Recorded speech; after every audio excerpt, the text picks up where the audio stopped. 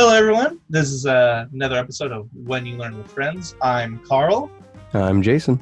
And I'm Devin. And today is a very special episode to me because it hits real close to home. But before we do that, I want to catch up on with you guys. How have you guys been? Oh, I've been good. Been doing all right. Have you guys done your homework since my last episode? No, but I can see the Metroid Prime 3 disc on my little stand that's next to me. And the Wii U as well. You. How dare you? My Wii U's just not plugged in, so I gotta do that at some point. Well, here's the thing. If you spent like a good 16 hours, maybe just a solid week of playing nothing but it, you probably get it done. Not 100%, but you get it done. Yeah. We'll see. I just wanted to double check if you did the it? homework that I assigned you. What kind of availability is it? Like, where can you play it on? Metroid Prime 3? Yeah. It's a Wii U and Wii, right? Yeah, it was. Okay, Yeah, it's just that's Wii what and I Wii And thought. does it use motion control? I know we're backtracking. Yes, Does it use does motion use control? motion Okay, control. so I'd have to break out a Wii controller or a Wiimote then. Yeah. Okay, I'll figure it out. Anyway. But so back to the topic that I plan on teaching today. It's one that is very close to my heart. Kind of just like one that it's a series that I've been following since I was a kid. I know where this is going. Oh, well, then give your guesses, guys. Let's go. Digimon Cyber Sleuths. Okay, that's your guess, Devin. I mean, I was gonna say that, but No, you weren't. Oh.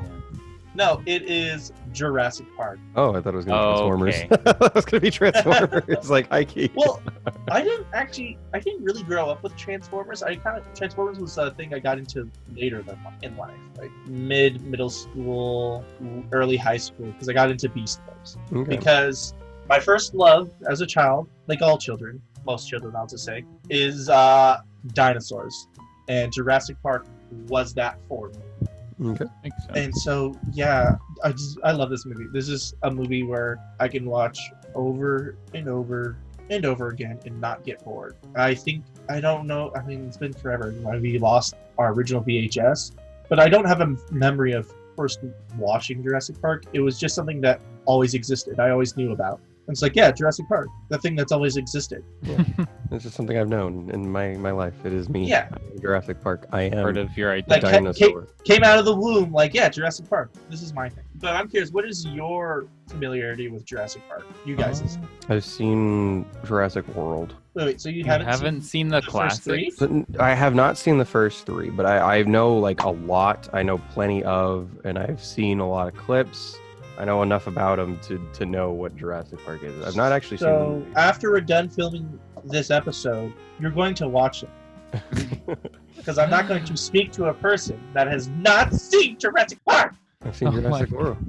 Jurassic World's pretty good, but Jurassic Park, come on. There's so many good classic movies that I'll mention and people just don't know. Kind of same here, but give or take. But to me, like I say that because Jurassic Park, I'm biased. I have the thickest rose-tinted glasses when it comes to Jurassic Park. I mean, I feel like some of it's fair and deserved because the movie's special effects were great for the time. Yeah, because they You really were. Yeah, if I remember correctly, hearing somewhere, it took them 3 months to render a single scene of CGI. Because this is back in Wow. '93. It was released in theaters in '93. That's So crazy. probably 3 years of production, maybe 4 years of production. It took them 3 months to render a scene in CGI. That's And crazy. for the eagle eye viewers, in the ending scene of Jurassic Park, there's actually a single frame of like when the T-Rex is attacking the Velociraptor, a single frame where the Velociraptor just disappears. Hmm. And it's because if you were to re-renderize that scene, you have to you have to do another 3 months. So rather my than do goodness. that, you just select the scene where he just it corrupted or the render didn't work, and you just render that the rest of it from there. Oh, That's crazy. goodness. So Wow. yeah, if you go through the film frame by So if frame, if the computer crashes through this 3-month process, are you just like, oh, I guess I have to restart now? yeah, Oh, depending man. on how bad it is. That's hell, dude. Oh That's my hell. goodness. Yeah, but also there's like animatronics and stuff like that. And I'm what I plan on doing is I'm gonna roughly cover the story because I thought I would imagine both of you have seen it. Because Devin, I'm assuming you've seen them, right? Yeah, definitely. One is definitely my favorite, but you know, I've seen Uh, them all. Disappointed in Jason for not seeing them, but we will fix that. Yes, so So I'm just going to go through so my plan is to basically go through the gist of the story, then talk about the dinosaurs themselves, and then I also, in preparation for this, I read the book Oh. that it's based there's a off of. book. Oh, what? Oh, ouch! That hurt me, Devin. I actually didn't know there was a book. Yeah. I did not. Also, I have a timer, so if you hear the T-Rex from Jurassic Park, that is my timer telling me when it's up. But no, so it's originally was based off of a book, and it's a Michael Crichton book. Creepy? Michael Crichton, yeah. He's well known for doing a lot of really good sci-fi books. Yeah, the name's familiar. Yeah, he's done a bunch, but his most well-known work is Jurassic Park, and it's interesting because the book was supposed to be more of a horror, science fiction horror, and so it's a lot gruesomer. So I read the book. Oh, I listened to the book. I like audiobooks better. So if I can tell you stuff about the differences between books, because there's some key differences between the book and the movie. Even though Crichton himself wrote one of the first screenplays, or was part of the process for the Jurassic Park movie. So Wow. yeah, but I'm always interested in the differences between movies and books. yeah. Looking Well, at what's his, interesting? Go ahead. I'm looking at his covers for his books, The and real vanilla. they're very like. His name is more prominent than. Yeah. Well, it's also interesting too because he's Really? before Yeah. Jurassic Park, and I think even after Jurassic Park, he's well known for being very heavy into getting into the actual science. So it's not sci-fi where it's like, I think it's the difference between, let's say, me writing a sci-fi book and you, Devin, writing a sci-fi book, because you will get the actual science and physics of a spaceship. Yeah. I'll be like, well, they just have huge rockets, and that's how they get off planet. Yeah. They just fold space on It's- itself, and they make Honestly, a it's a wormhole. problem. Like whenever I watch any sci-fi that's space travel and they do something that doesn't make sense from a physics standpoint, I'm like just done at that point. Done. Walk away from Done. the screen. Yeah. But no, you know, 'cause- actually, sorry. No, go ahead. Go ahead. There, one movie that had amazingly accurate sci-fi, like science influences, was The Martian, and the book was even better, like from a scientific point of view. It was really interesting. Yeah. So, but with Jurassic Park and Michael Crichton's stuff, Yeah. he heavily researched the science of the time when he wrote these books. Okay. And it's interesting because my brain fills a lot of the gaps that doesn't make sense because from the movie, because it's explained in the book. Oh, okay. Interesting. Makes sense. Yeah. So first things first, let's do a dive into Jurassic Park 1. Jurassic Park 1, we have Alan Grant as the image I should have up right now. Alan Grant, he's the main paleontologist, and he has a girlfriend. This lady, Edley Sattler, is his girlfriend. Are they aren't together at the beginning of it, right? No, they're together. They're talking about having kids. Oh, really? Okay, I haven't So- seen it in a while. Rather than showing the cast, I wish I could show them all at once, but with my setup I can't. But so this is how the movie starts with them. Like, you see this hunter guy with all these hard hat construction workers with hard hats. They have hard hats, and this is the guy you see. You see Muldoon, I think his name is Robert Muldoon, and he's like, oh, I'm a professional game hunter. I, hunted in Africa for the last 20 years of my life, 30 years of my life. Oh, okay. So he's like an expert game hunter, and he's watching all these Engine being the corporation that created Jurassic Park, put at the time, we don't know, creature into a pen. And they're being all safety. They don't have any guns. They have these giant, like, cattle prods. The thing is smart enough to actually not escape, but trick a person to fall into its little cage and eats him. And it takes like 20 dudes electrocuting the shit out of this creature. I remember the scene because you have Muldoon screaming, like, there's straight up just a close-up of his mouth where it's just nose and chin of him screaming, "Shoot her! Shoot her!" And that was just always an iconic scene that got burned into my mind. There's a bunch of those throughout this movie because I've watched it so many times. Basically, we start the movie off with a person dying at the park, and then we cut to Alan, the man in plaid, the main paleontologist, at a dig site digging up fossils. And he's just talking about, oh, wow, these velociraptors are so much like birds. Birds, birds, birds, birds. And again, another famous line comes out in my memory is that there's a kid being like, wow, sounds more like a 6-foot turkey. And then Alan just turns around and just basically scares the living shit out of the kid by telling him, hey, this thing was smart enough to work in packs, and they would have gutted you and you wouldn't even know about it.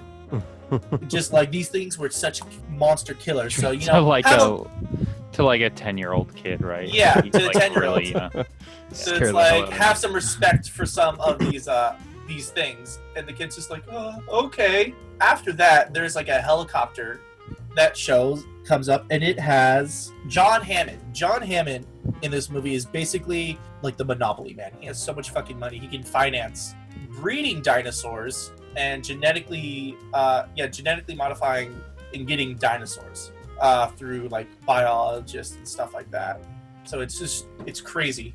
And he's like, hey, I want you to check out this park I'm working on, and I would like your expertise. And I'm like, what are you talking about? Like, I'm just a scientist. And Allie's like, and I'm just like a fossil biologist, basically. There's a special term for it, but basically she's a fossil biologist. Okay. And they're like, no, I want you guys to come in. And on the helicopter ride to the island, we get introduced to Ian Malcolm, or AKA Jeff Goldblum. Jeff Goldblum. Yeah. And also, there's the lawyer, Donald Gennaro, but they just refer to him as Gennaro. And so I'm kind of going out of sequence, but I'm going with the flow. They're on the helicopter going to the island. But before this, we get introduced to the villain of the movie, Dennis Nedry. Dennis is a disgruntled employee because he feels like he's not getting paid. He's like a coder. He makes code for all the programs that the park is running. Yes. He's Newman. That's what I thought. Newman! But I mean, as a kid, I didn't see him as a villain. I just thought of him as like the big, like funniest character because he just seemed was such an asshole. He's so entitled, and the scene that introduced him really highlights that because there's a guy who was like from a fighting corporation, or at least hired by a rival corporation, to have Dennis Nedry steal dinosaur DNA off the island and put it into this other company's hands. He's like, okay, I'll do that for like a shit ton of cash because they're not paying me what I'm worth, so I'll betray them. It's just hilarious where he's in this like outdoor restaurant in this like San Jose, Mexico. So it's a very much like a rural type of restaurant. And he sees him, he's like, Dodson! Dodson! And shouts his name. And he goes over there, it's like, hey, you can't be using my name. And rather than Tim's like, oh, he's stop being ridiculous, he just starts looking around and starts shouting and pointing him, Dodson! We got Dodson over here! See? No one cares. Like, enough of this secret agent stuff. And I just cracked me up as a kid. And this is important because the item that he gets to transport this DNA is a Barbasol shaving can. But not just any Barbasol shaving can, one that has a false bottom that will keep the eggs, keep the DNA, dinosaur DNA, on ice and cooled for 24 hours. No, 48 hours. Enough for him to get off the island and into the hands of the corporation that wants it. Okay. Yeah, but if you were to watch this first time, don't get too attached to this guy because he's a major asshole. So we get onto the island. At this point, the Palin, Alan, and Ellie don't know what the hell is on the island. Ian, we're using their actors. They're using their characters' names. You're using okay. Ian kind of knows, but he also doesn't believe what's happening on the island, and you get this super awesome grand scene of them seeing a theropod, I think. No, sauropod dinosaur. I think it was a brontosaurus, technically. But they see a brontosaurus in the flesh, and they're just gobstopped. They're just stupefied. They're just like, oh my god. They're real. Like, this is a real dinosaur. And you have the music for this movie, too, is also great. But you have this grand orchestral. It's orchestral. Yeah. Yeah. You have this great music playing in the background. just adding to the amplifying the mood and stuff like that. It crescendos when John Hammond like looks into the other foothills that are further back and it's like, welcome to Jurassic Park, and that's when you get smacked with the theme and you see all these I would put it into the podcast, the music, but I also don't want to get copyright claimed out of existence. So But I'll it's classic find a way. enough. It's classic I'll enough. find a way. You can do Finds a way. the recorder version of it. the nose recorder version. Anyways, and again, another funny moment, because I've watched it so many times that it never made sense, is so Alan sees all like how dinosaurs exist, and the first thing he says is, "Oh, they do run in herds. They do move in herds. What the fuck does that mean? Like, why would that be the first thing you say when you see dinosaurs? Like, they do move in herds." I'm like, cool. It's also a real life fucking dinosaur. Like, you got nothing better to say? Anyways, and so they go through these facilities. They get introduced to Henry Moo, and they're kind of just going through all the beats that a normal tourist would go through. But then they go to one of the tourist attractions shows off Mr. DNA, who I love. He's just basically a cartoon DNA strand that loosely explains how they create Jurassic Park. Basically, they collected a bunch of amber that had mosquitoes in it, collected the DNA, or the blood, what's left of it, in the mosquitoes, and from there, filled in the DNA gaps to make dinosaurs. I mean, it's just that easy. Yeah. Well, I'm doing the research. I'm like, is this possible? No, DNA would there'd be nothing left by that point. Yeah. But they kind of cover in the books, because this doctor, Henry Wu, who'll be important for the other movies, mentions in the books that all life has the same DNA. Like, we share 90% of our DNA with bananas and flies. But we're not bananas and flies, are we? I think it's like 80% of our DNA with banana peels. It's like 80 or 90, but it's a high percentage. So there's a rough 10 to 20% that makes us human. Mm-hmm. So you sequence that 10 and 20, and then you fill in the gaps from other animals, and that's what they do.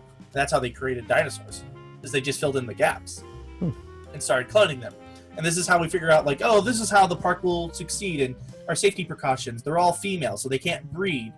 There's a lysine contingency plan.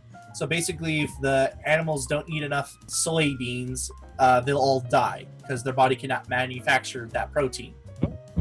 I didn't know about that part. Yeah, the lysine contingency is basically, if you don't provide them with special protein, they will die.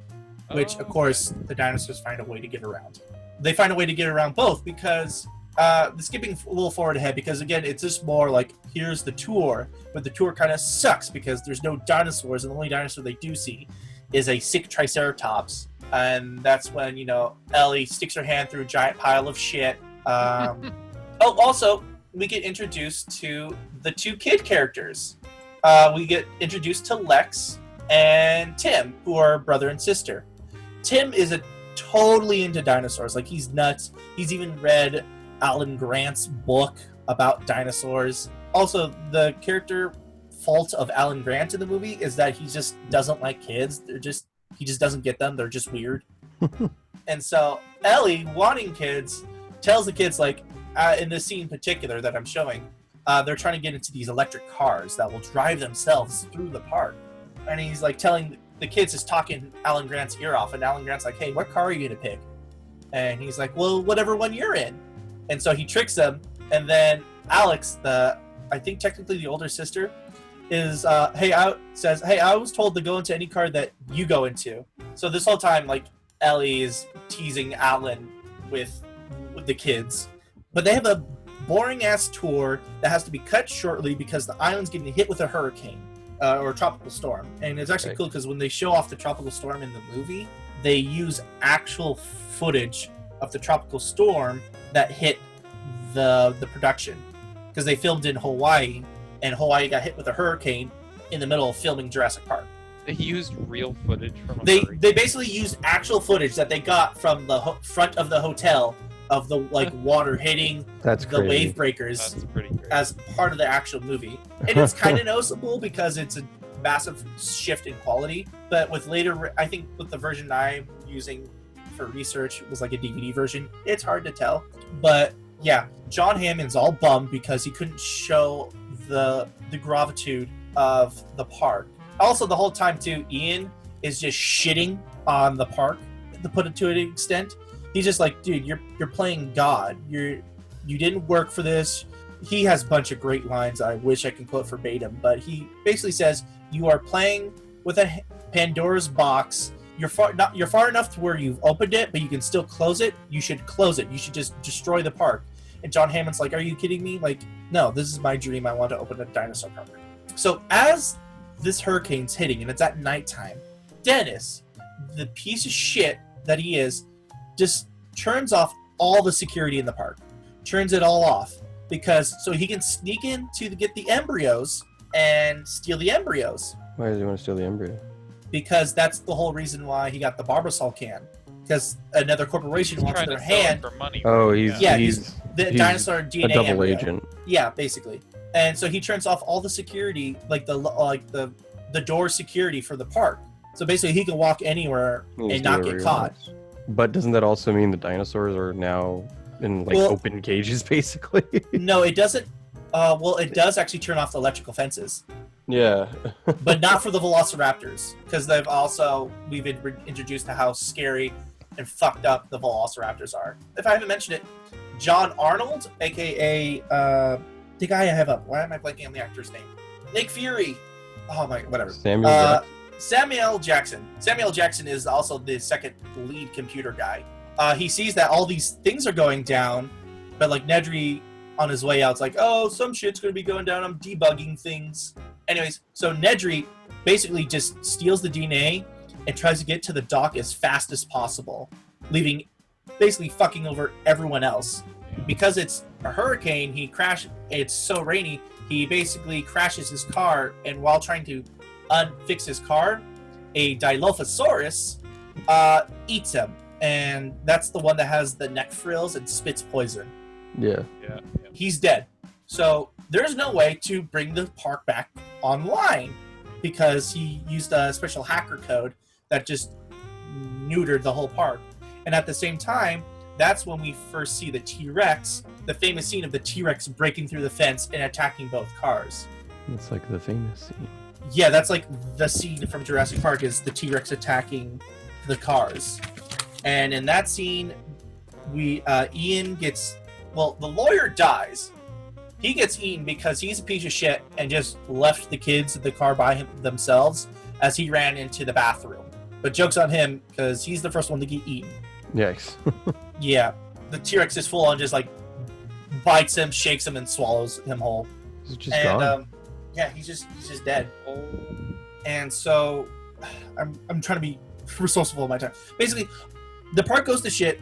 The kids and Alan are left to fend for themselves in the wild of the island as all the dinosaurs are loose, while Ellie, who went back earlier because of the Triceratops that was sick, is back.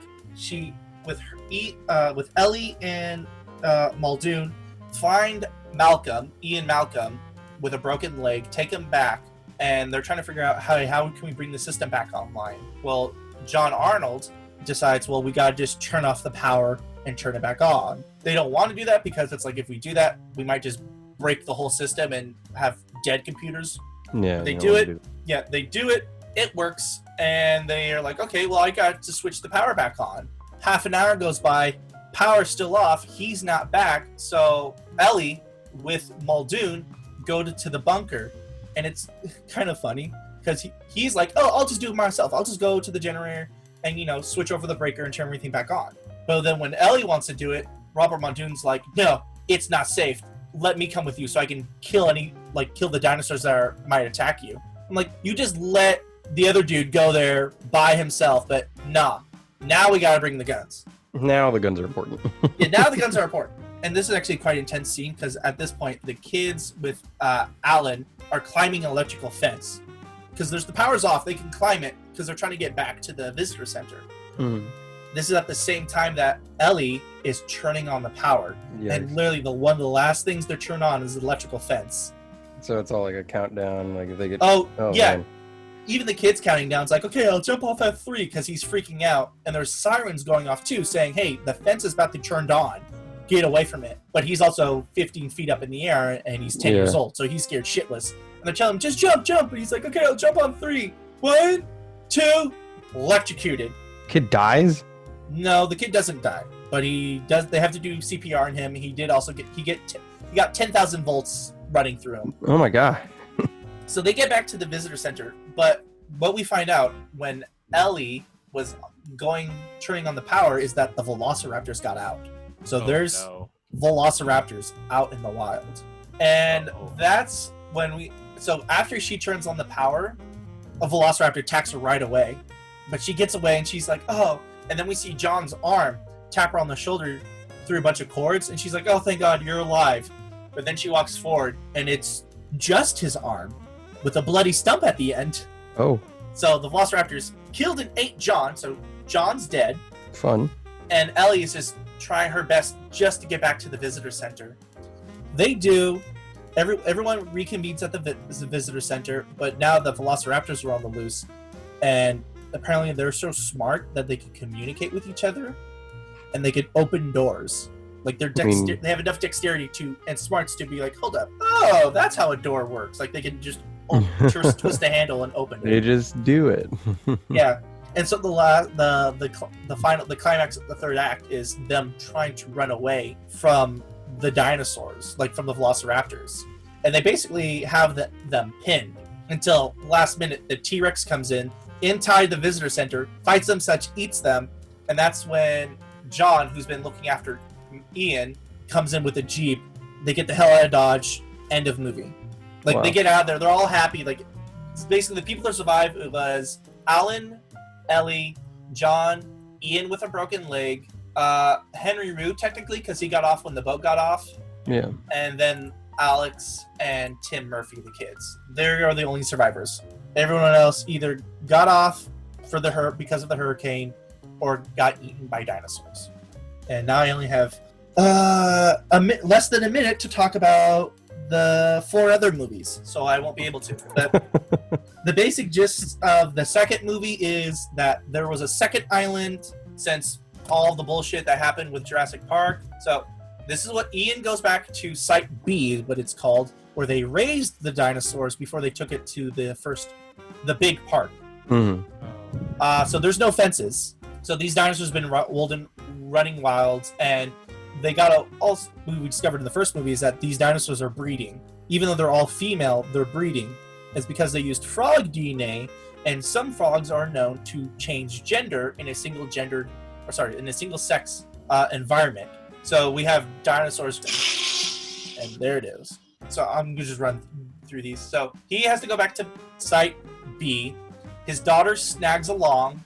So this girl here is his daughter, Kelly, because his serious girlfriend, Sarah, is taking photos by herself. But now that John's no longer the president or the owner of Engine, this guy is. And he's like, hey, let's recoup our losses by bringing the dinosaurs to San Diego. So he gets Roland Timbo, who doesn't want to get paid at all. His payment is killing a T-Rex. That's his payment. He just wants to kill a T-Rex. He just wants to be like, I'm the best hunter of them all because I killed a T-Rex. Look at his head. But with Ian, we have Eddie, who is supposed to be supplies them with all their supplies, but he ends up dying early because of, I could go into detail, but for reasons he dies by 2 T-Rexes. And then we got Nick, who's hired as a photographer, but he's basically one of those like the Greenpeace people that like sneak onto a whaling boat and crashes the whaling boat kind of guy. Yeah.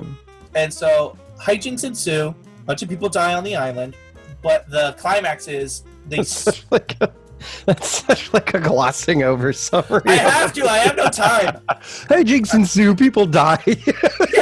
That's the best way to explain it. Shit happens. People die. But Mr. Peter here, decides, hey, let's bring Is the that the guy from the T-Rex. Kingdom of the Crystal Skull? No, No, not the Kingdom of the Crystal. Yeah, no, that is the Kingdom of the Crystal Skull. He gets his face melted off. He looks like that guy. no, he's not. I don't believe so. Anyways, so he Indiana Jones. was like, I need to recoup. I'm going to bring a T-Rex. But they weren't safe with securing the T-Rex. So this T-Rex goes crazy in San Diego and starts running down and attacking people in the streets. But he dies because there was also a critical element of this movie was this baby T-Rex. But he gets eaten by the baby T-Rex. And I think it was a long while before we got the third Jurassic Park. And no one likes the Jurassic Park 3. It sucks. Why does it suck? Well, one, it's the shortest film out of them all. And the movie clearly, like, they didn't make Jurassic Park 3 because they wanted to add to the story. They made Jurassic Park 3 because they wanted to sell Jurassic Park merchandise. They wanted to sell more toys. And what really amplifies this is that they bring in new dinosaurs, which you're like, okay, new dinosaurs, that's not too bad. Like, never researched before dinosaurs? Never seen, no, dinosaurs that were never seen on Jurassic Park. And if you want to go to a deep dive, like I did, between Jurassic Park 2 and 3, InGen, the company that owns and manufactured the dinosaurs, got sued to high heaven by the Supreme Court. Mm-hmm. So in, preparing for defend themselves, like they brought in like binders and binders and booklets full of dinosaurs that they created. So there's a legal document of what dinosaurs exist. Yeah. Well, in this movie, like the Spinosaurus, that wasn't on the list. Ankylosaurus wasn't on the list. Carnotaurus wasn't on the list. So they kind of retconned this by saying, oh, InGen lied. They didn't say all the dinosaurs that they created. But in reality, it was just the director/producer being like, hey, we got bringing cooler dinosaurs. Spinosaurus is cooler than T-Rex, right? So we'll have the Spinosaurus eat the T-Rex. Yeah! That's not how that works. Yeah, but the basic gist of this movie is this kid gets stuck on the island. So his mom... So Eric Kirby is the kid. He gets stuck on the island through a boat glider accident, like a parasailing accident. Mm-hmm. And so his biological father, because these two are divorced, Paul Kirby and Amanda, trick Alan into going to Site B because they're like, hey, we need someone who's been to the park. And he's like, I've never been to Site B. I've only been to Site A where the park is. And with his assistant, Billy, who was helping him on the fossil digs. Oh, also, Alan Grant, for some reason, Alan and Ellie broke up for some reason. We don't know. Yeah, they never say it, but like the awesome couple that they were in the first movie, no, you don't get to have that anymore. So these people is like, hey, we are filthy rich. Oh wait, no, we're not. We just lied to you about paying you. And so Amanda is the worst because all she does. She looks super sweaty in this picture. Yeah. Well, because I think at this point they're like half the island's already tried killing her. Yeah. Which makes sense because she never stops screaming. She screams her head off all the time. Whether she literally has a megaphone screaming out, Eric! Eric! And it's like, lady, are you kidding me? You're going to go onto an island full of dinosaurs that want to kill you with a megaphone screaming, I am here! I am here! Come get me. Paul Kirby is like a wet blanket. He gets pushed around a lot. Billy's dumb because he decides, hey, there's no problem in stealing velociraptor eggs, right? Right? They won't mind. And it's also kind of funny too, his character was supposed to die. Because there's actually a couple other characters, but they die really early on, so they're not even worth mentioning. But his character was supposed to die, but the actor's like, well, no, then I'm gonna leave production if you kill off my character. So at the last minute, at the very end, they're like, oh, even though he's supposed to be shredded up by pterodactyls, he's fine. The military found him at the very end. And it's dumb. It's such a cop. Then we get to Jurassic World. Chris Pratt. This is where we get Chris Pratt with his this is where the series gets really goofy, but I also fucking just love it. We got Chris Pratt as head dino, like velociraptor handler. We have Claire, who's the manager of the park. We have Simon, who technically owns the park. Then we have Claire's nephews. I think they're nephews. Yeah, Gray and Zach. Yeah, and then they have their mom is who brings them to Jurassic World, and they see but she only Claire. shows up in like the She's in the intro beginning, and one more yeah, scene because yeah. they're having a divorce. But then we have Vic Hopkins, which is interesting because the big plot line that's also taken to the next movie is weaponizing dinosaurs. I actually haven't seen the second movie. Well, okay, well, I won't have time to go through with it, so you'll be fine. But basically, Vic Hopkins is like, hey, you've been training velociraptors for war. Don't you realize that? He's like, yeah, but they're my raptors. He's like, well, if you don't use them, I will. Fine, I'll team up and ride a motorcycle with my velociraptors, being the fucking coolest scene ever. That is a really cool scene. Yeah. That is a very cool scene. Yeah, but the whole point in this movie is apparently people are bored with vanilla dinosaurs, so you have to make up dinosaurs. So that's how you get the Indominus Rex, Yeah. which is a hybrid of all sorts of Velociraptor, different T-Rex. Velociraptor, T-Rex, Cuttlefish, because he could do camouflage Yeah. and all this That's stuff. smart. Let's just make an apex predator that can camouflage itself. But also, here's the thing too: they have sensors, like biosensors. Yeah, like, they can see where it's at. but he has a way to get past that too. Yeah, you can It's- turn out. He's part what was I don't remember the exact animal, but he's also cold-blooded or something. So Yeah, he can't be like Blue detected. claw probably. blooded or something. Yeah, I don't remember what the animal was that they said that they combined, but I do remember that being like, oh, we've got these biosensors, but also, you know, like, oh, where is it? Why isn't it there? Why can't we see it? And then it turns out that it escaped or was like hiding somewhere. Yeah, And then it like he played cuts to another peekaboo. scene. Yeah, it, like cuts to another scene, and the scientist is like, yeah, we combined it with this animal. We didn't tell you guys that. Oh yeah, We probably so should this have is told you guys the that. re-entry of Henry Wu, who's now an evil guy. He's back. Is it the same Yeah, actor? he's back and he's evil. Was it the same actor? Yeah, same actor. Cool. And so, but that's the whole point of this movie is that Jurassic Park is back online, and it's actually did open and it was successful until Indominus Rex came in and ruined it all by just killing everything that it saw. But I will say the climax of this movie is the best climax in any dinosaur movie. I swear to God, because not only do you have Indominus Rex fighting Blue, the head Velociraptor, but he's also fighting a T-Rex, and so the T-Rex are teaming up with the Velociraptor to fight the Indominus Rex. That's really And they cool. push him far enough where the Mosasaur, this giant aquatic dinosaur, at the very end, steals, drags him on the Indominus underwater and eats him. Yeah, it was cool. It was a really cool scene. It was literally like ridiculous. It was great. I think it was really cool too. The beginning, like the intro of them flying over Jurassic World. They show that what would you call it? The aquatic dinosaur? Mosasaurus. They show the Mosasaurus like doing basically SeaWorld tricks where there's like a giant Mhm. great white that they're hanging off a crane and it comes up and grabs it, comes out of Yeah. the water, and that's kind of like a foreshadow for the end of the movie. It's such a cool little like Mhm. callback to the beginning. And then with Fallen Kingdom, it takes place 5 years after Jurassic I've World not failed. seen Fallen Kingdom. Well, the basic gist is they are still trying to weaponize dinosaurs. They make the Indoraptor, which is like Indominus Rex, but pocket-sized. Yeah. And this movie's kind of like the second worst film because continuity errors. It just ignores certain things that have been brought up before. And since you haven't seen it, and I want you to, I want to tell you about the story, but I don't want to tell you. Just watch the movie. I'll watch the movie. Don't worry. She's really important. This guy used to work with John Hammond. He's the villain, Okay. and she's a dino vet.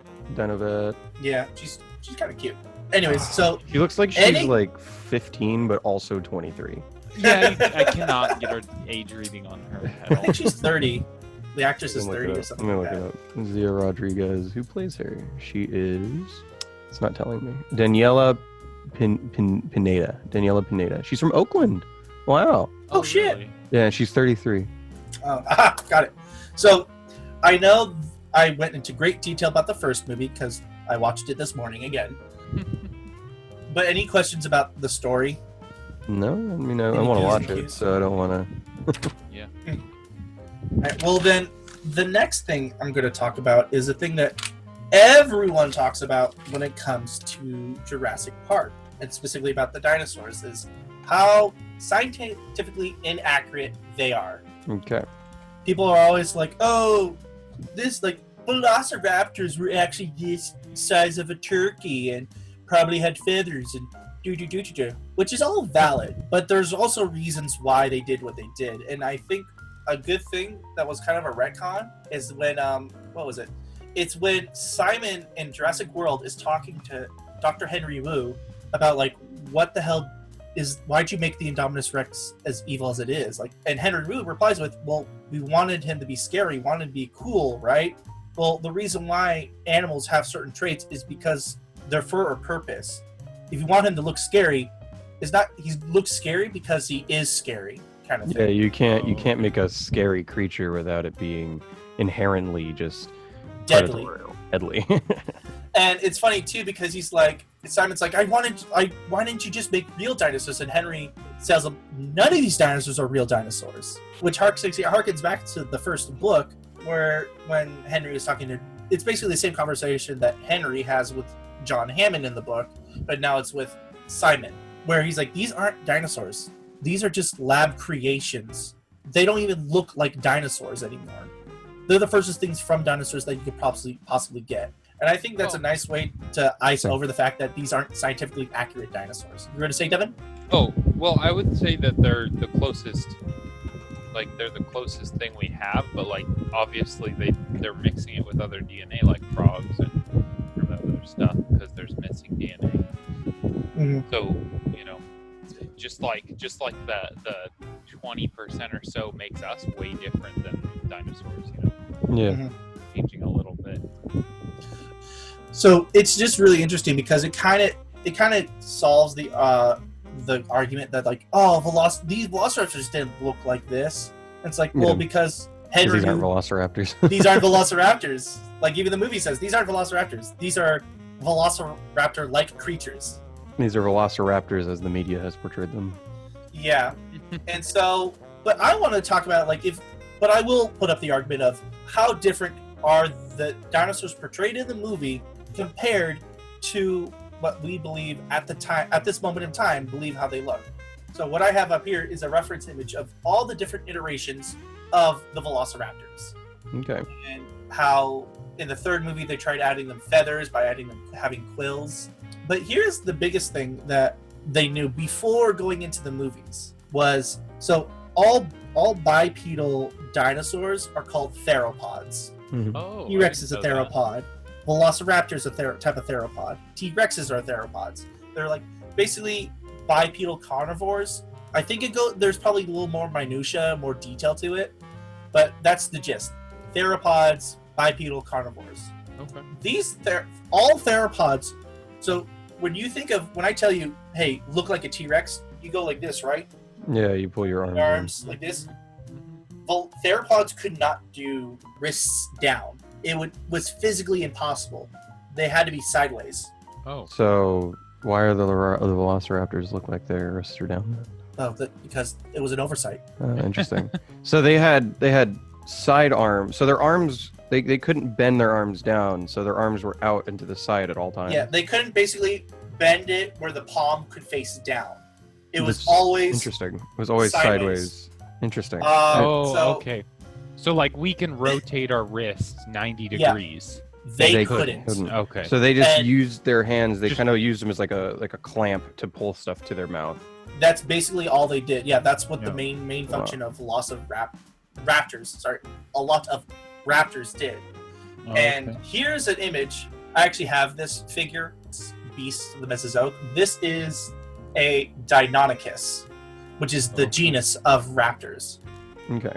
Even shortly, I think within the mid-90s, it was discovered that most velociraptors or most Deinonychuses had feathers, like major plumage. Okay. So this is basically a current accurate depiction of what a raptor would look like. Do you know how they discovered that they had feathers? Did they find fossil record of a feather? Or they actually did. So feathers are really hard they don't fossilize well. Yeah. So only in peak conditions will it fossilize. And luckily enough, they found that fossil imprints of feathers on a Deinonychus or a raptor-like theropod. Oh, okay. And even going off that going further with that, they I probably mentioned to this you guys before because it was a big discovery that the progenitor of all dinosaurs, so the dinosaur that later evolved into all the dinosaurs that we know to this day, had feathers. They found fossil records of it having feathers. Okay, so it's likely that most dinosaurs had some kind Yeah. of feather. Yeah. And it's interesting hearing people say, no, like T-Rex never had feathers. It's like, well, if you want to follow human evolution, our progenitor to all mammals had fur. Mhm. And what's the key feature to mammals? Having They all fur. have fur, yeah. Yeah. And so to say that, like, oh, like, sure, these things can have fur, I mean, feathers, but not my T-Rex. You're like, okay, get over yourself. Not gonna make any sense. Yeah, it doesn't make sense. I've seen some recent depictions of a T-Rex with feathers, and it's kind of goofy. Oh, looking. I'll It's get like a there. big Big chicken. No. yeah, it's like a Yeah. big chicken. I mean, that is, I don't know how many people know this, but the closest relative of the T-Rex is the chicken. Yeah. Like that's not a joke. That's genuine. Oh, that's You want to Well, find the it's- closest lineage to a T-Rex, you're looking at him whenever you Yeah, buy a well, burger what's or buy a interesting, chicken too- patty rather. What's interesting too is I remember telling my dad that, and he's like, "Oh my god, like what a lame thing T-Rex was." I'm like, "No, that's nothing against T-Rex because there's this thing called evolution." Yeah, And that's a it's point in millions of chicken's favors. yeah. Well, I just showed him a bunch of examples. Like we have a fossil record of a cousin of the sheep's that was more like a canine carnivore than a sheep, Oh. but he technically was a sheep. Interesting. Yeah, he also was like the size of a rhino. Whoa. Holy crap. Prehistoric life is crazy. Yeah. A Dude. canine rhino. So Oh yeah. my lord.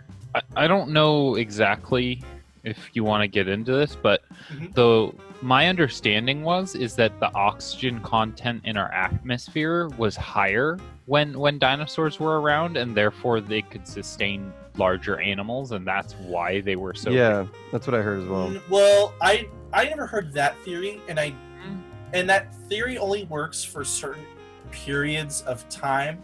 Oh, So, okay. To give my background, I grew up watching like Discovery Channel documentaries Yeah. because I love dinosaurs, and that spread into prehistoric Mesozoic. I think it's Mesozoic. Well, basically prehistoric like mammals, like the Okay. evolutionary line of mammals, and then the evolutionary line that came before the dinosaurs. Oh, And there was a time back then where basically for millions of years plants had no competitors, so they just we had these massive forests, and that's Okay. usually the time of the era where we get like the giant insects like centipedes that are 20 feet long, or spiders the size of your head. Oh my god. But because I remember a specific documentary that I'm thinking about where Yeah. they showed off the spiders, but I think the spiders have been proven I think I've seen to that not documentary. exist. Oh. And I definitely I've heard the thing Devin was talking about why dragonflies are so big. Like dragonflies. Yeah, are eagle-sized huge. dragonflies. Yeah. But in the time of the dinosaurs, there might you had sauropods, so basically long necks, quadrupedal dinosaurs like Triceratops, Stegosauruses, Brontosauruses. Those are sauropods, and Okay. they were huge. Like sauropods were huge, so they ate vegetation and they ate a shit ton of it. Okay. But back to the Velociraptor. This is, I think, a perfect example to illustrate the differences, because Velociraptor is an actual dinosaur. And going back to in Jurassic Park when they were like, "Oh, it sounds like a 6-foot turkey." Well, Velociraptor was the size of a turkey and had feathers. Feathers like a turkey, basically. It literally was a turkey. It was a turkey. But a turkey that had probably a 2-inch, 1-inch cyclical claw that could cut your jugular. Like, it's still deadly. Yeah. And so I love with this image, and credit to the person. I can't read that username, but credit to this person. They showed that, Grechovia, maybe. yeah, Grechovia. The Velociraptor in Jurassic Park actually was based off Utah Raptor. But what sounds more scary or more like intriguing, Utah Raptor or Velociraptor? Velociraptor. So they okay. just called it Velociraptor, even though it didn't look like a Velociraptor. Like they knew it didn't look like a velociraptor. So the Utah raptor is a thing. Okay. Yeah, 'cause I was Utah always- raptor. Raptor's a thing. It's the biggest raptor. And it was found in Utah. That's why it's called Yeah. Utah. Well, yeah. I actually watched an interview with the guy who discovered it. The Really? original fossil that the fossil that they looked at to discover Utah raptor, they're still digging through. Really? Wow. Yeah. 30, 20s, I think it's more like 25, 30 years later. They still Yeah. have not fully excavated the rock that this Utah raptor is in. Because they got to be careful. They want to break. Yeah. Yeah. That Yeah. makes sense. But they've done a shit ton of like CAT scans, MRIs, so they're able to make fake fossils. So if you ever go through a museum, the fossils they have on display aren't the actual dinosaur fossils. Yeah. Okay. They are replica fossils. Where are the real Oh. ones? Are they in labs? Oh, they're probably tucked into the storage of the museum. Okay. Okay. So Smithsonian in Yeah. the storage has all the fossils, but on display. yeah, and a lot of the time you only get fragments. You never get a complete skeleton. Only like Yeah. T-Rex, who was so prevalent, and people loved digging up T-Rexes. Do we have like a semi-complete skeleton of a T-Rex because people love T-Rex? Hmm. But like Spinosaurus, there's not a complete fossil of a Spinosaurus. There's not a complete fossil of a raptor. Wow. They don't exist. But because these scientists are like literally the definition of fucking big brain. They're like, well, here's our best scientific guess, and that's how like throughout the ages you get these crazy different looks for dinosaurs. But Well, I know back in like when archaeology was starting to boom in Europe, they were the fossil wars. they were putting fossils together in ways that made no sense, and they were creating Oh, creatures yeah. that weren't real. Oh yeah, I think. Like, Are you there were talking about the heads story on about the tails. iguana? No, I'm talking about like in Europe, in England, when Oh, archaeology started, and they started like actually like really like going ham on archaeology. They were, people wanted to just be like, here's a fossil, here's a fossil, here's a fossil, and they're putting Yeah. things together where they shouldn't have gone. Which There's a Pokemon gonna- that's based off that. It's yeah, called I'm the Missing gonna- Link, right? I'm gonna kind of admit that the only reason I know about this is because of the most recent Pokemon generation. But in the most recent Pokemon generation, it is based on Generation 8, the Galar region. It's based off Europe and based off England. And in it, there is a character. Her name is Kara Liss, and she is the fossil restorer. And she restores these fossils. And the way you do it is you take there's 4 different fossils, and you take 2 of them and you combine them and make a brand new fossil. There's Dracovish, Arctovish, Arctozolt, and Dracozolt. And they're all like mishmash hodgepodges of these dinosaurs. One is like a fish head attached to like the end of like a stegosaurus tail, basically. And then another one is a fish. It's a fish. It's the most normal looking out of all of them, except its head's on upside down. Yeah, the head's on upside down. Yeah. Then there's another one where it's the velociraptor, basically, head attached to the ice fish's body, and it's like constantly shivering. And then Yeah. there's the last one is the velociraptor-esque head attached to the stegosaurus tail. So it's got like super big body with like a tiny little torso. Yeah, And, I it's love based- the Velociraptor ones where the Yeah. Velociraptor's the front. Yeah, it's really cool looking. Yeah, And actually, after they- your episode, I was like, how can I make this competitively viable? There are a few ways. Dracovish is actually one of the most prevalent Pokemon. No, fuck him. I don't want him. He looks lame. Anyway. But, so back to dinosaurs. Back to I was looping back to that. These Yeah. Pokemon were based off of actual archaeologists placing fossils together in ways that didn't make any sense just because they wanted to say they discovered a fossil. And Yeah. one of them is the head at the tail of another dinosaur. It's a head on, like they put a head on the tail of a dinosaur saying it was its Yeah, neck. that's Plesiosaurus because they're like, no way a creature could have this long of a neck, and it's like, Yeah. yeah, no, it did. Yeah. But the one I want to illustrate specifically about the Jurassic Park raptor versus a normal one is you'll see this with all dinosaurs. It's called shrink wrapping. Shrink wrapping is specifically talking about the skull. How with the dinosaur fossil, you can see that there's like multiple pockets. If you let's say look at a 2D drawing, multiple pockets of where tissue should be. Mm-hmm. And normally they shrink wrap it where it's like basically you put like shrink wrap around a skull and say that's what it would look like without Yeah. ignoring all the soft tissue and all Oh, that. okay. So if anything, a lot of if you compared old school dinosaurs, they would have fattier heads, like Oh, not okay. sunken eyes, sunken in parts of their head. Yeah. Okay. And specifically, That the makes Velociraptor had way more feathers. Now to the T-Rex. Now this is the one I'm kind of excited because this is the T-Rex that we see in Jurassic Park. She's a boss-ass bitch, confirmed female, so boss-ass bitch. But what if I told you she's supposed to look like this? Yeah, there it is. Looks like a little finch. Wait, Yeah. what? That's So supposed this to be is- what T-Rex looked like This originally. is a very much a theoretical depiction of How what would a they T-Rex be could able look to like. move if they were that fat? Well, this is kind of like breaking the silhouette where if you got rid of all the feathers. Okay, yeah. Oh, Where you okay. can see that All it's right. just this protective bubble. Mm. But I just fucking love this pigeon-ass T-Rex. Yeah, it looks like a Uh, little finch dude. But this is more of a what we think more closely to what paleontologists think they look like, Okay. That's where they do have some heavy downy That is- feathers. that is. Oh my That's god! It's freaking awesome. that's though. T-Rex. It's like Yeah. Well, yeah. I think also it helps that the artist decided to make them like black feathers with red, like Hmm. tissue skinned around there. But with this, again, it shows. Let's say ignoring the fact that it doesn't have feathers on this comparison of the Jurassic Park T-Rex with the normal T-Rex. Mhm. Again, you can see the same thing with the skulls, where Yeah. look at it's Yeah. way fattier. You don't see Yeah, the it's a lot more covered. yeah. Also, it has lips, Yeah. lips that cover the teeth, so the teeth weren't always exposed. Mm. They had lips that covered them. Okay. But I will say, to this day, we don't know what the hell they did with their arms. The arms are kind of just an enigma to this day. I couldn't find any solid I mean, research. The arms are so like just like they look so pointless. They can't even reach their face. Well, because I guess maybe you could use it to like push or tear. Maybe. yeah, because here's the thing: they were strong. They had muscle. They weren't like weak, limp arms that were just vestigial, Yeah. like leftovers. Yeah. They actually could lift up like 100 and something pounds.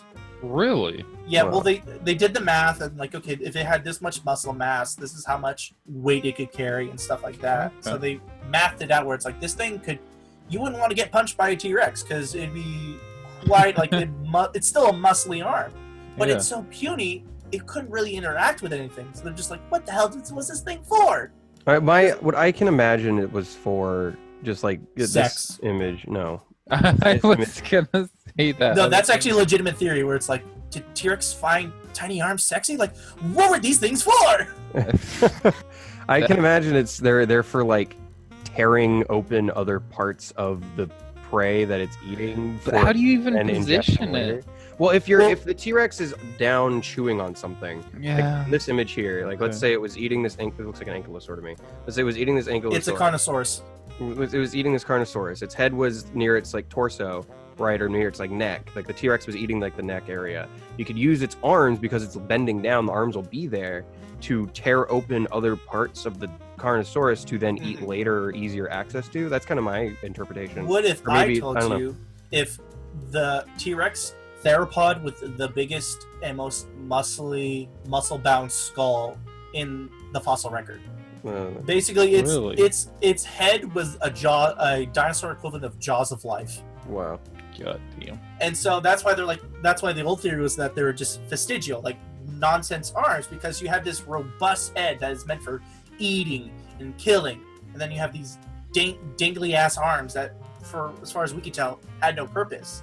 Yeah. So it had to have. It's still baffling to this day. Like, what the hell were these arms for? Mhm.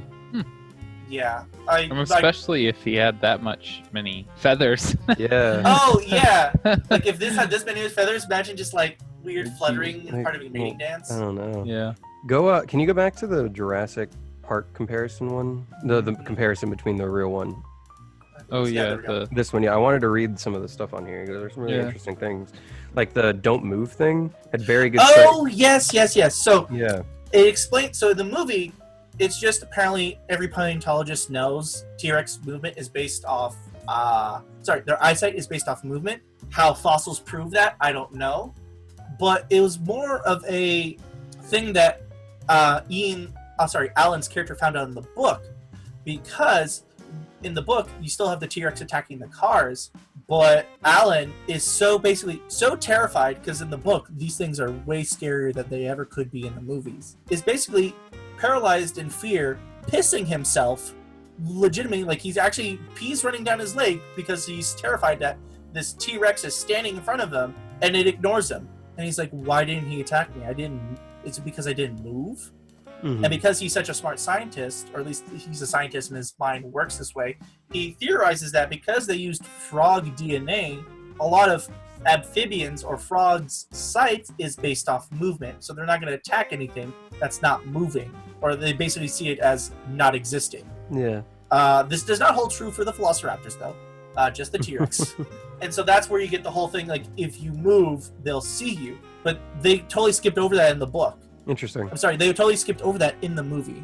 In the movie, it's just apparently a fact of life. Yeah, T-Rex society is based off movement. How we know that? I don't know. But it works. It works out that way. Yeah.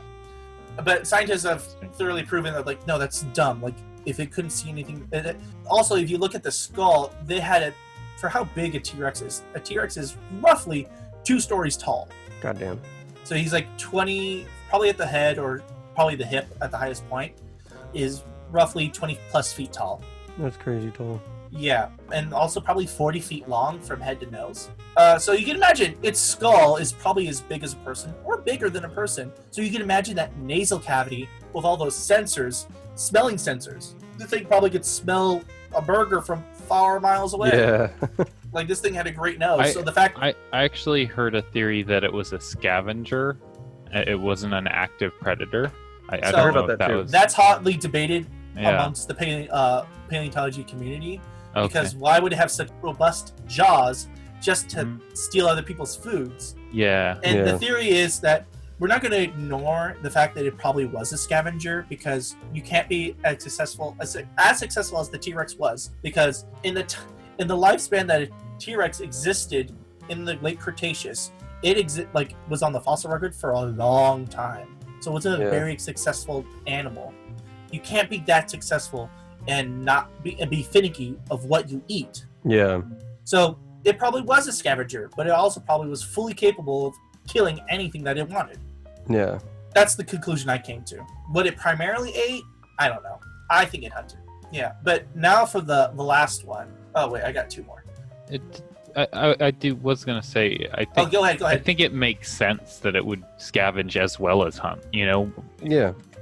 if you're gonna be that big and need that many calories, you're not gonna be picky about where you're getting them from. Yeah. I'm not gonna eat someone else's food and be like, bitch, it's food. Yeah. Second to last is the Dilophosaurus. I also had the bitch of a time to source these images. So, Dilophosaurus, we don't know if it spat venom. That's totally made up that in was the movie. made up. Okay. It could. It probably didn't. Also, it never had frills.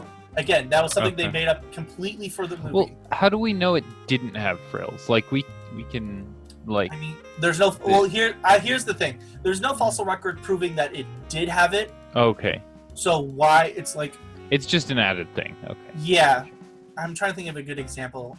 Like, let's say if there's fossil records of humans, it's like that'd be like some alien paleontologist trying to look at human bones. It's like, yes, of course these people had a third arm. Be like, there's nothing to prove that they had a third arm.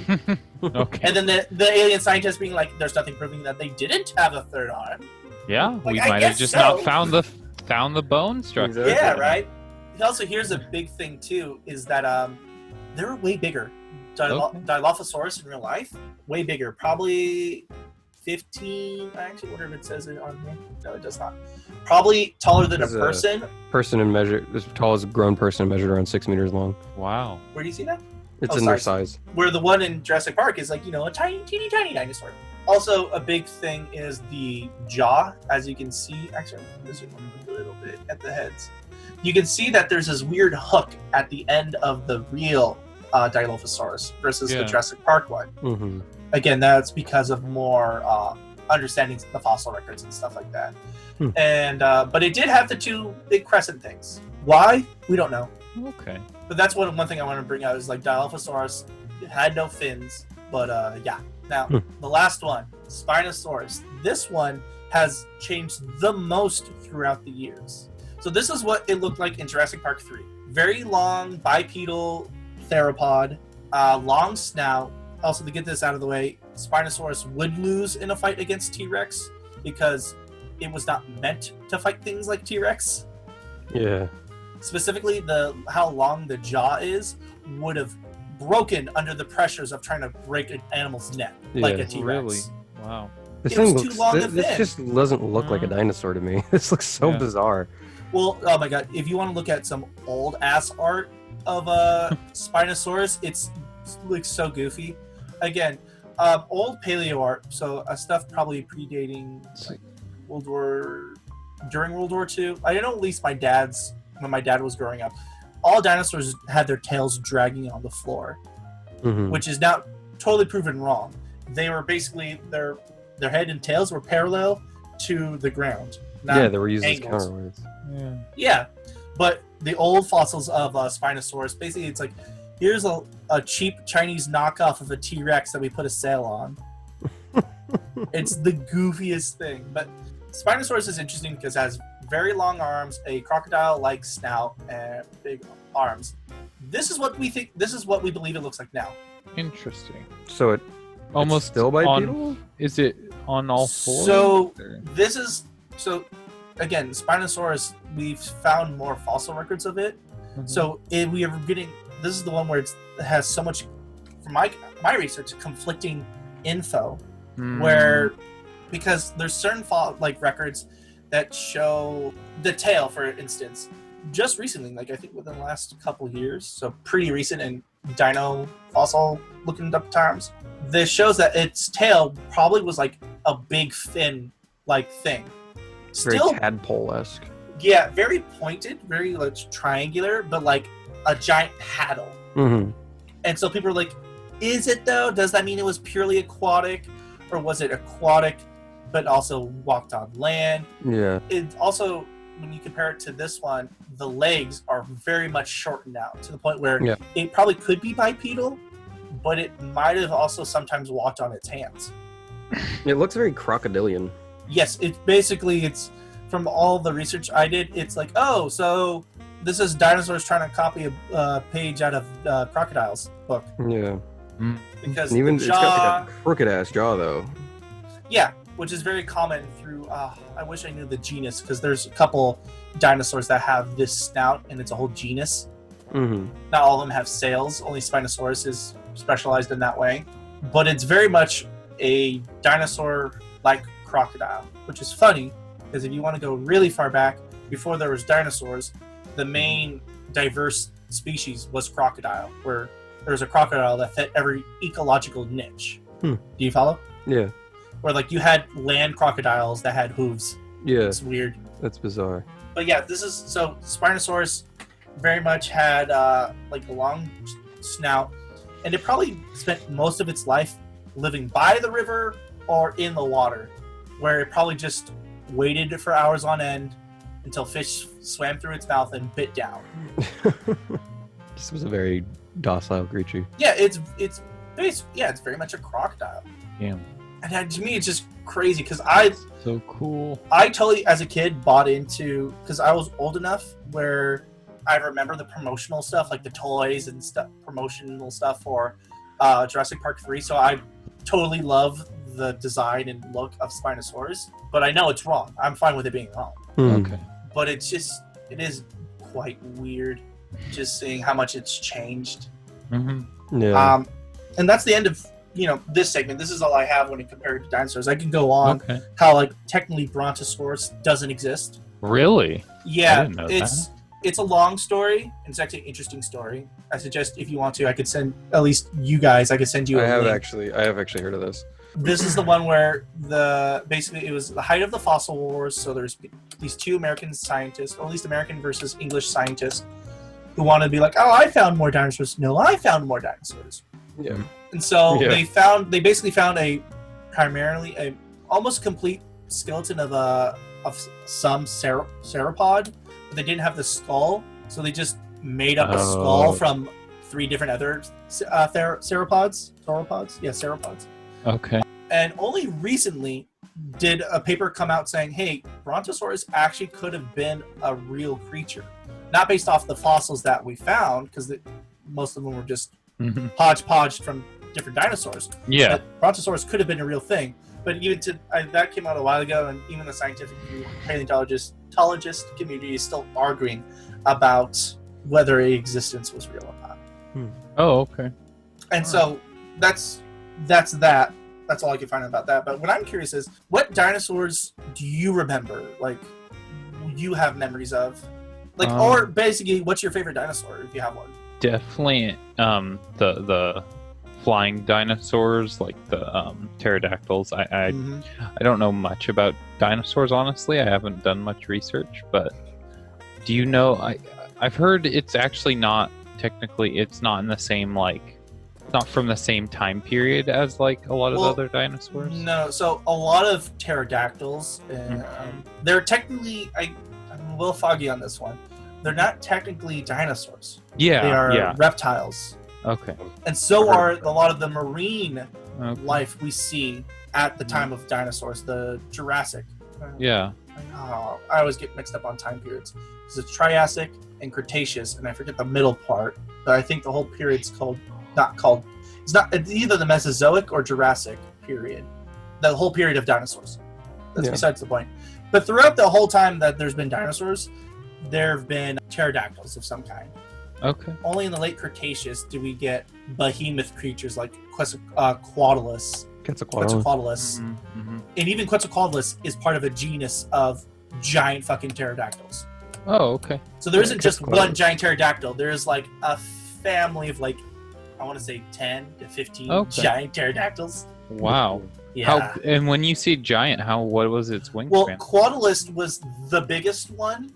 And I don't remember how long its wingspan was because it was something stupid. Like it's stupid big. The thing is like the size of a giraffe. Yeah, height from foot to head, size of the giraffe. Oh, so actually earlier today I saw a video of one of the YouTubers that I follow that talked about dinosaurs, and he showed some paleo art. So art specifically for dinosaurs or prehistoric life, paleo art, showing off like two quadralists looking after their young and just like looking down at some theropod T-Rex looking like dinosaur, and it's like total mindfuck, like Bizarro Land, where it's like, what? Pterodactyls aren't bigger than T-Rex, but these things aren't. Yeah. Yeah, no, these are very, very large. Yeah, there's a reason why the biggest one is called Quetzalcoatlus or Quetzalcoatlus because they're massive. What about you, Jason? On the top of your mind, what's your kind of memory of a favorite dinosaur? I always used to have one, and I'm for some reason feel like this isn't it, but I also feel like it is. But like Triceratops has always been like kind of my. I've always really liked Triceratops. Ooh, which one? Because I mean, there's a wide variety of Triceratops sauropods where there's the traditional one is the 3-horned Triceratops ones, but there's also ones where it's like along the ridge. I'll put this an image in the podcast, but you guys won't have it. Where the head crest, basically there's foot-long horns coming off the head crest. Oh, okay. Yeah. I'm talking about like the traditional media shown ones. Yeah. Also, apparently, like I said, since the progenitor of all dinosaurs had feathers, technically, Brontosaurus and Triceratops, and even some of the sauropods had some type of feathering. That's so weird. I can't. Really?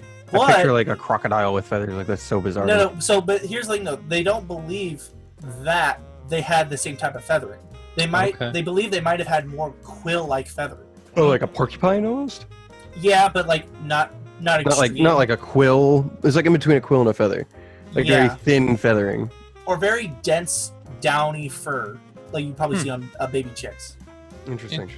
But yeah, all dinosaurs probably. If anything, the Brontosaurus or sauropods like that probably didn't have feathering because feathers would keep in the heat. Most problems that Brontosauruses and stuff like that had was like giving off heat. Because imagine if you are a football field long and probably 30, I forget how tall some of them got, but let's just be generous, between 30 and 60 feet tall. Your whole body is just getting heat non-stop. Yeah. And so there's also some crazy sauropods that have like fin-like structures like the Spinosaurus on their back. And they're like, they probably had them to get rid of like expel heat because they probably were dying of heat, like so much heat. Yeah. Wow, that's so cool. Because That's there were so yeah. Because Devin, I know you love scientists, so if you want to get science, you love science. So if you ever Yeah. want to just like go on, treat yourself, just look up like I'll probably Well, send you a it's couple just like links. such an interesting, like you're basically having like the animal has its own radiator. Like Yeah, that's basically what it is. And also, I Oh. could never be a paleontologist because Uh-huh. not only do you need to know the study of, you need to be awesome at geology, Yeah. awesome at theoretical, well, probably not theoretical, but biology. You just need to know all these different things because It's physics and stuff too. physics Yeah. and like tectonic plates. It's just like, oh my god, the multiple fields you have to be good at to problem solve or figure out things is crazy, and you almost have to be like a forensic scientist, where it's like, well, if we, what if we just break down all the elements that make up this bone? Maybe that will tell us what it ate. It's like, well, Jesus, like the certain leaps of logic and then having to prove them is crazy. Mm-hmm. It's I don't want it's to say really leaps of cool. logic, but It's a really like, what's the word I'm looking for? It's a very big brain. not big brain, but it's it's very impressive what they have to do in order to really show off the capabilities of these creatures and really show these creatures off in general. And it's just it's such like a crazy cool concept, and I love it. Yeah. So that's all I have for comparing Jurassic Park dinosaurs to the real life counterparts. And so normally I like to close, or at least to have the last segment of the episode be what's the future plans for Jurassic Park or Jurassic World as a series.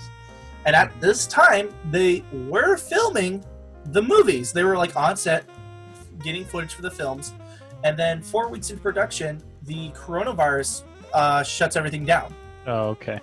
So there were only 4 weeks in production, Wow. so they barely just started Mhm. when they had to stop. That's crazy. Damn, So it that's just got And- delayed super yeah, hard. and so, Yeah. but what they've been saying, because they only made statements recently, like within this month, they made statements saying like, "Oh, we finally were able to get back into production, but we haven't been not working this whole time. We've been having our CGI team just make the best No, they've been CGI going that we can." ham because they can. They're not worried But- about recording in real life right now, so they got all the time on the Yeah, phone. but Just here, guy that's here's into the one caveat though.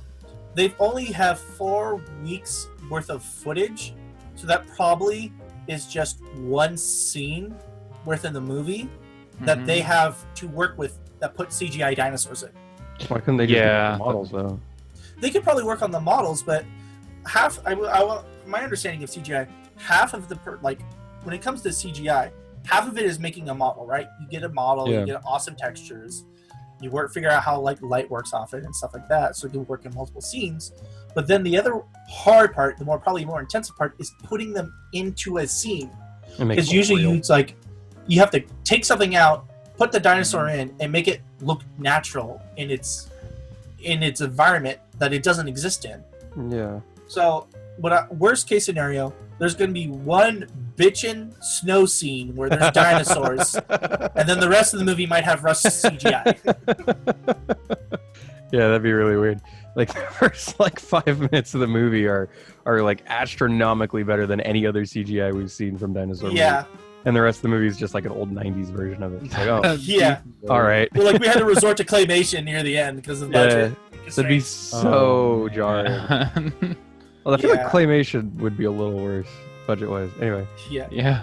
I got the joke. But so that's all we have. I mean, and then even more recent is someone apparently tested positive on the film site for the coronavirus. Yikes. Oh no. Which is like, yes, that's yikes, but also like they're paying up the wazoo. Like they're adding an extra 2 billion, I think it's 2 million to the budget for testing equipment and making sure that Oh, that's no one on site or on filming has the coronavirus. That's good.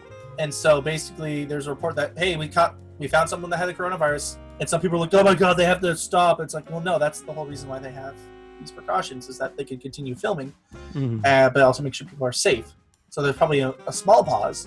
But as of right now, anything Jurassic, it's called Jurassic World Dominion, and I would like to go into possible storylines they could go with. But since Jason hasn't seen the last film, and anything I can bring up is just conjecture of what could be. I've decided to look elsewhere in the Jurassic Park franchise, specifically like its side projects, like video games and toy lines, because I was desperate for material. And to my research, the only good game that I was able to get my hands on and play was Lego Jurassic World. It was the most. But here's the crazy thing, because Lego Jurassic World not only covered like Jurassic Park, it did Jurassic Park, Lost World, Jurassic Park 2, Jurassic Park 3, and Jurassic World, all in one game. Oh my And goodness. so the potential character roster of different Lego people you can play, I didn't count. I'll probably put it up on the screen, but 60, 80 different little Oh my Lego God. dudes you can play as. Holy crap. Like you can play as Steven Spielberg as a Lego dude. You can play as Mr. DNA as a Lego dude. Like for me, Mr. as a, DNA? yeah, Mr. That's DNA is a playable fantastic. character in Jurassic That's World Lego. fantastic. Lego Jurassic World. But like, and I almost platinum the game because it's a children's game. It's not too hard to platinum. I almost platinumed him, but like I think the game glitched out where I couldn't get one collectible to get one last trophy to get the platinum for collecting all the trophies. Oh, Sucks, dude. So in my anger, I just deleted it off my PlayStation. It's like fuck this. that's an accurate response to that. That's... So, but then I'm like, do I talk about the toys? And I'm like, well, and I with the kid contest with my background is I very much like building model kits and painting miniatures. So I'm like, okay, let me look into that. And into looking that, I found awesome statuettes that I'll probably have an image in the podcast. Do you guys see it? Yeah, that's really Yeah, it looks really This badass. is a, let's see how, does it tell you how tall it is? Well, it tells you all the stuff that it has. Possible Velociraptor bodies. It is 64.8 centimeters. So it basically is almost 3 feet tall. Wow. Whoa. What? Yeah. Whoa. Let me pull up my ruler real quick. I want to get right on the measurements. Holy cow, man. What the? Sorry, it is Holy guacamole. roughly 24 inches. So it's roughly 2 feet tall. Oh, my lord. Yeah. And I'm like, Tall sweet. statue. What the? Yeah, it's like, this is sweet. And like, I know, like, this is hand painted. Holy shit. How much does it cost? $1,200. Devin, how much do you guess? $500. It costs $2,000. Oh my lord. Wow. Yeah. Yeah. Okay. And it's so crazy because they're using an option right here to do payment installments. If you know you can't fork up the $2,000, but you gotta have your T-Rex versus Velociraptor Have to have in- it right now. Rounda. Yeah. Rotunda. And like here's the and also this website has more Oh my god. more dino shit like Wow, look how for expensive these are. $1,300 or $1,299 I can have the Spinosaurus Oh my or lord. for again $2,000. Oh wait, no, that was the one I showed before. Yeah, no, I've gone down the rabbit hole of this website and there's so much fucking cool shit. I could just get a basic ass bitch T-Rex for like $70, but like I ain't no punk ass bitch. This is what 1/138th scale it said? Yeah, 1/38th Yeah. scale. Yeah, look at this punk ass. It just has a stand. No, I ain't no punk ass bitch. And to give you a reference, let me actually go take you to their head I've page. heard of these guys, I think. Yeah. Oh, let me show you. You can't comment on anything else on the screen because Wait. I'm not putting it in the episode. Hold on, you gotta show me the Joker one. Go back.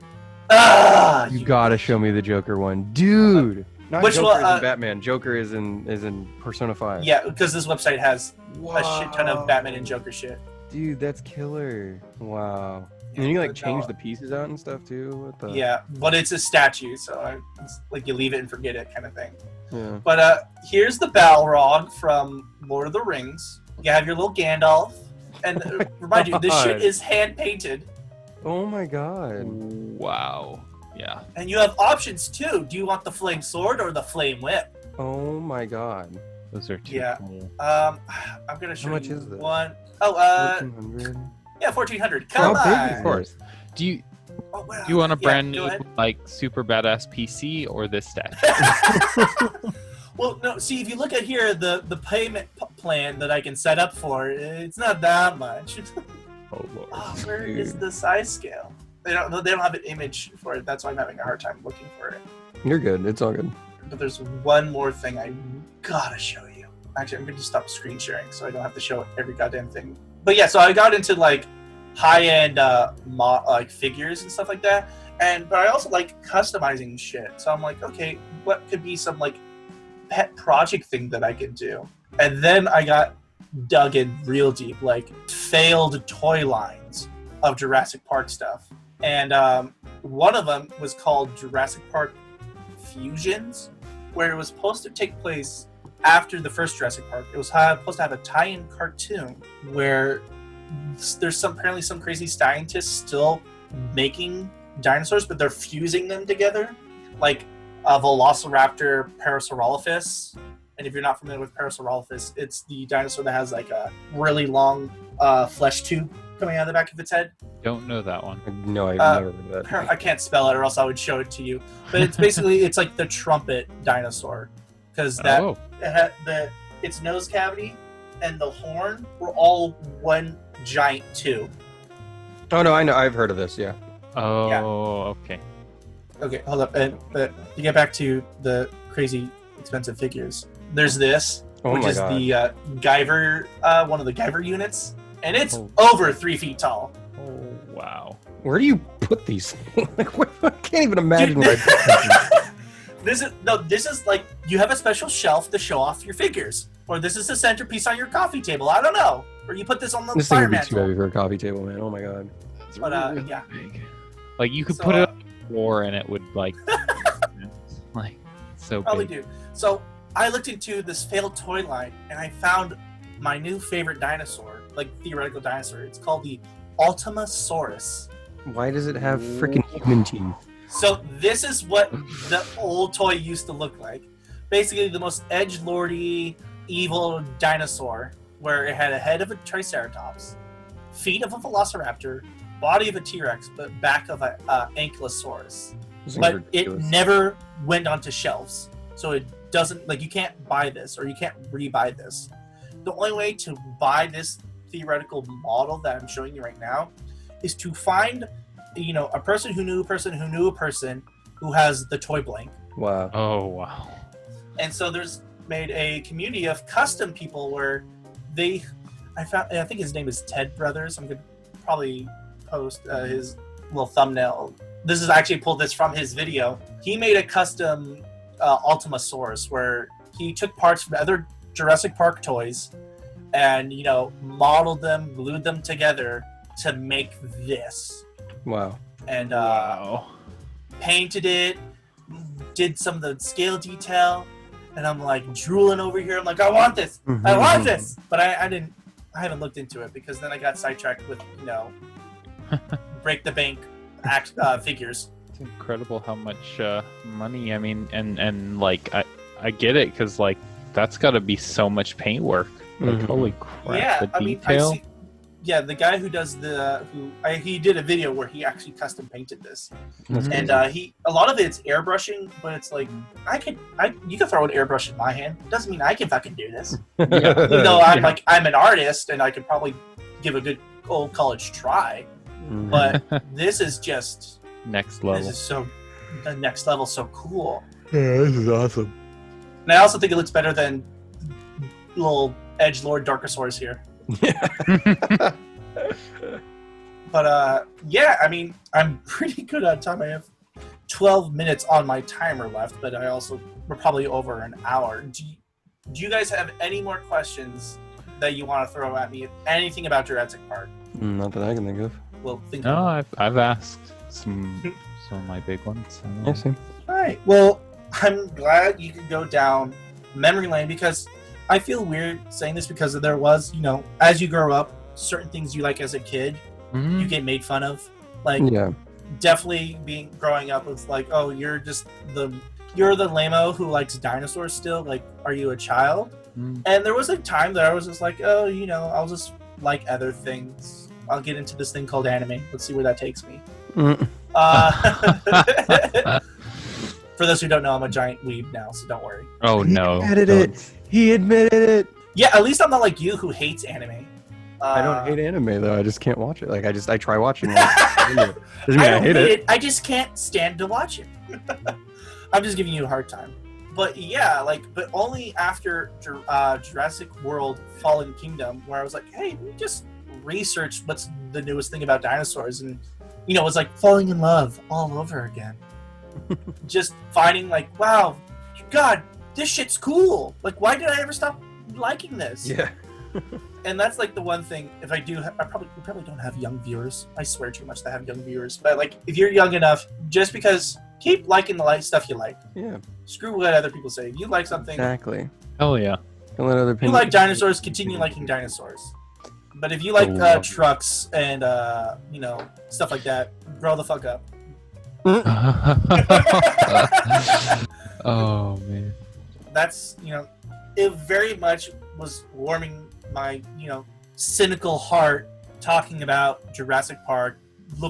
I went as far as to look into toys that I used to own as a kid, and I literally had the Ratatouille moment of flashback to being a kid playing with dinosaur toys in the mud, or playing with my Stegosaurus toy on this dirt hill that no longer exists in my backyard, and being so small and young enough to where I could put my head underneath the canopy of weeds. Oh my lord. And playing with my dinosaur through my imaginary forest. It's that feels good to have that. I want to go back. Good old days. Go back. Man. You gotta go back. So I really appreciate you sitting here and listening to me ramble about what most people would be saying is immature, but talking about dinosaurs. Yeah. And And highlighting what's cool about it. And thank you, audience, for listening to me ramble on. I've been Carl. I've been Jason.